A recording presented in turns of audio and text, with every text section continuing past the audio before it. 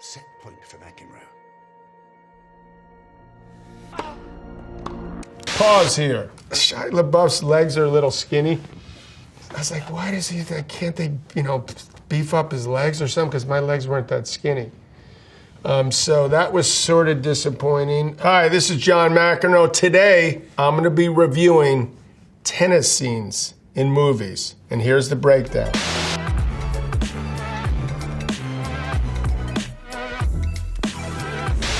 Battle of the Sexes. Here we go.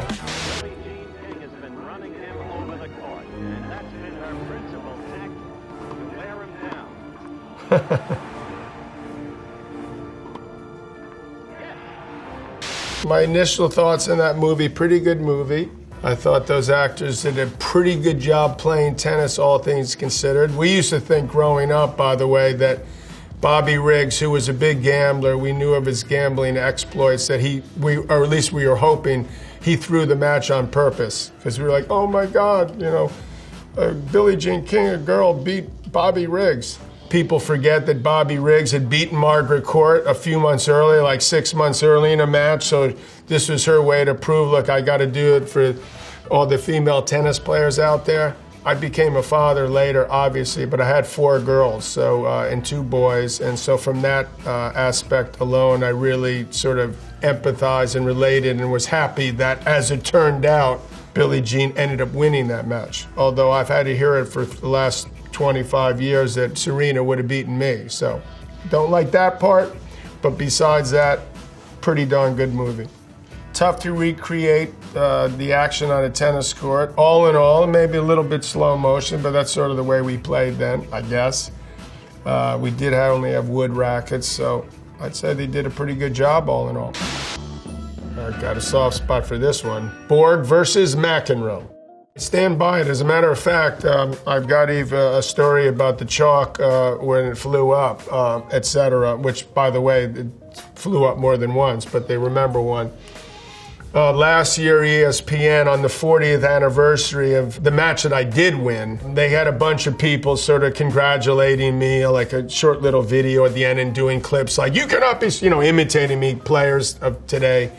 And at the very end of it, Tom Gullickson, who was my opponent that year in the first round where all this transpired, says, reveal, I got to make a confession, John was right and the ball was in. And I was like, thank you, Lord. It took 40 years, but I think it was worth the wait. Tennis was surprisingly semi-solid, considering what it could have been. He was better than the Borg character in terms of the tennis part. I had a question. I was like, why is this? And I know we're not, Borg was one of the greatest athletes ever and super fit and stuff, but we weren't that radically different the way we looked. And, this other guy, whoever played Borg, was like this, Viking god and unbelievable, doing, pull-ups, with one finger. And, Shia LaBeouf's legs are a little skinny. I was like, why does he, can't they, beef up his legs or something? Because my legs weren't that skinny. So that was sort of disappointing. Again, you can see in this movie, the tennis part of it is difficult to duplicate, very difficult. It was sort of cool because I know Bjorn's son was in it, played his son when he was younger, when he had allegedly anger issues, which is hard to believe with Bjorn because you never saw him do anything, but I guess at one point he got mad. And then there was a couple things in the movie also that ended up where you're like, did that happen? Because I don't think it happened. I'll tell you one in particular, this last story to this. We had the closing scene in the movie. I'm watching this movie. I hadn't watched it. I think I was on the plane somewhere.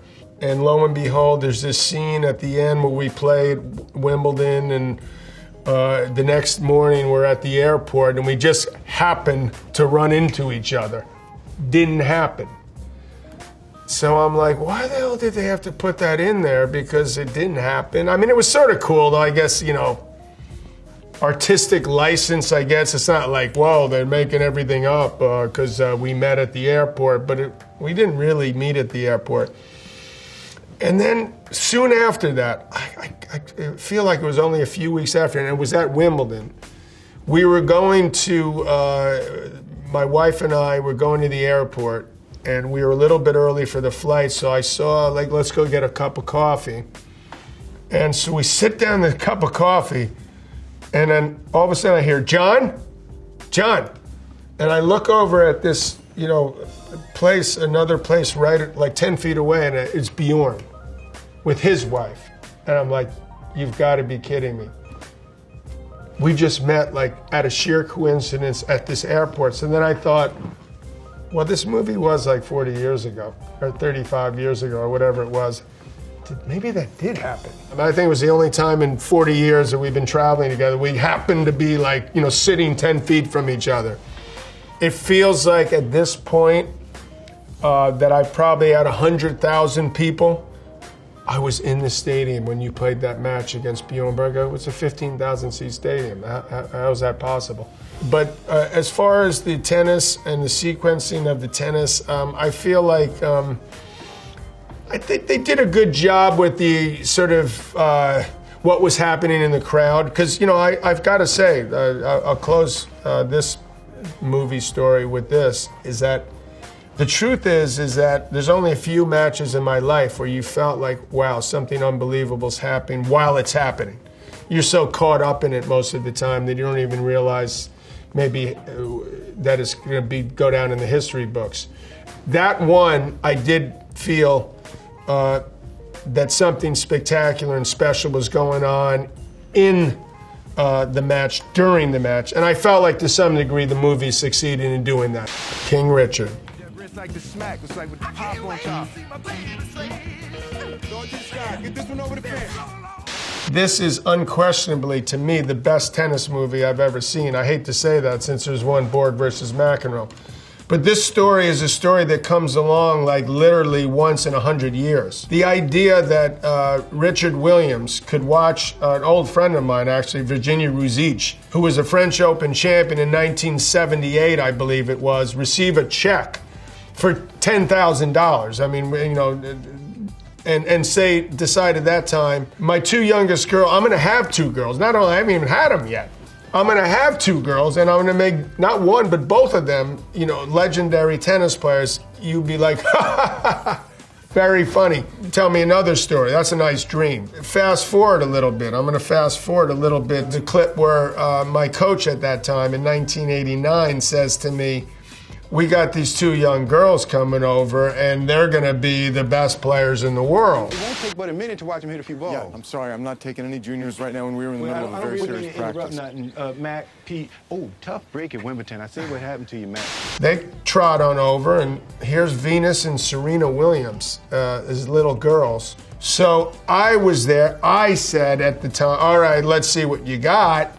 Obviously, what am I going to walk away and not see what they got when they've come over? Come on. But for some reason, I had to be the bad guy in this and be like, forget it. I can't handle like stopping practice for 10 minutes. Are you kidding? I love stopping practice for 10 minutes. They came and I was like, okay. It was one of those where it was like, call me in 10 years. They obviously look like they're tremendous athletes, but this story, tough Compton, California. What are the odds of this? When he said, God, it was probably 8 years later when Venus was starting to win, he goes, something? Venus Williams is great, but her younger sister's going to be even better. And we were like, we'll have a good laugh about that one too.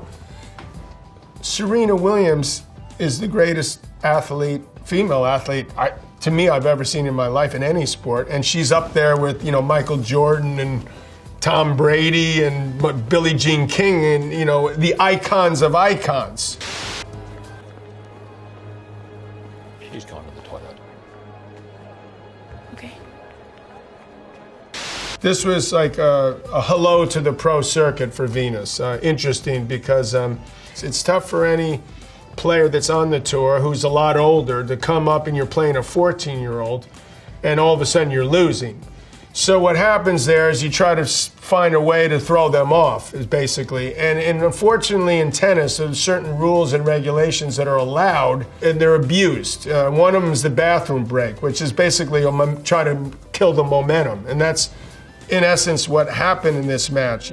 There's nothing we can do. They can't.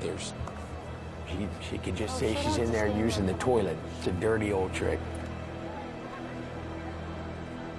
That's 8 minutes already. 8 minutes. When I was playing, this is before Venus's time and before Serena's, we weren't even allowed bathroom breaks, which would, tense you up a little bit. If you absolutely couldn't wait anymore, I suppose there was certain exceptions, but there was no rule for going to a bathroom break, bringing trainers on the court, things that are abused. You could argue that I did things that threw people off, my behavior. This is another form of that, in a way, and I think it's just as, to me, it's me speaking, it's just as bad, if not worse. This has been an issue that, it's interesting that they brought that part up, and I didn't recall it at the time, and I don't know if they embellished it either, I'm not sure. But I know that it happened to a certain degree, and so it exposes certain things in a sport that aren't as nice as they could be, let's just say that. As you can imagine, folks, people have asked me over the years, did you use that technique where you get mad at the umpire so your opponent was, his level of play will drop? And I'm like, if that's all it took for me to, if I go to open a umpire, think of this, and I go, you suck. Let's just start with that. And that might have been one of the nicer things I said. Do you think that umpire is going to give me the call the next time? I don't think so. The truth is that it wasn't always advantageous to me either. I mean, if you think every time I did that, when people start booing you and stuff, oh yeah, that feels great. I'd love to have 10,000 people start screaming at me. No. So there were times where I was like, oh my God, you just put your foot in your mouth again. This is just pathetic what you're doing. And you've got to try to adjust this. And so this has been a constant process the last 40 years of my life. Wimbledon. Fuck. Oops.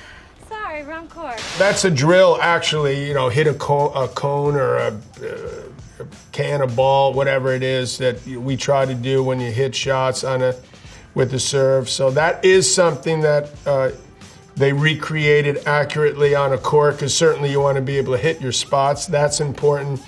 I'm not sure I would have done, with all due respect to Kirsten Dunst and Paul Bettany there, who are very fine actors.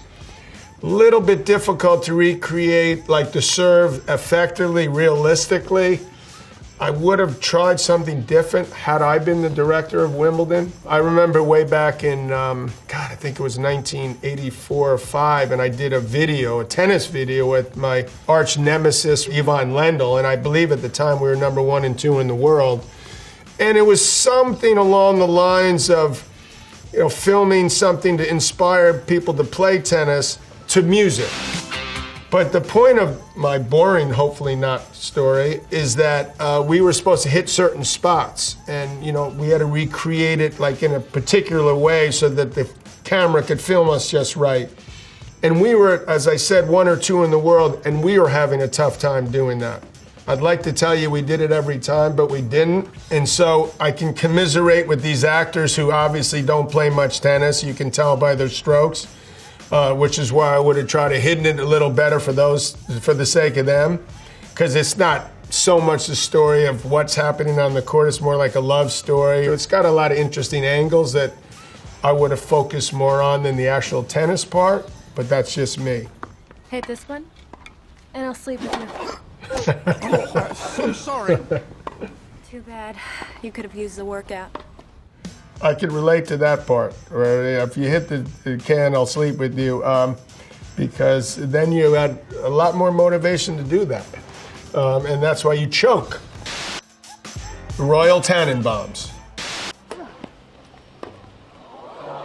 That's 72 unforced errors for Richie Tenenbaum. He's playing the worst tennis of his life. What's he feeling right now, Tex Hayward? I don't know, Jim. There's obviously something wrong.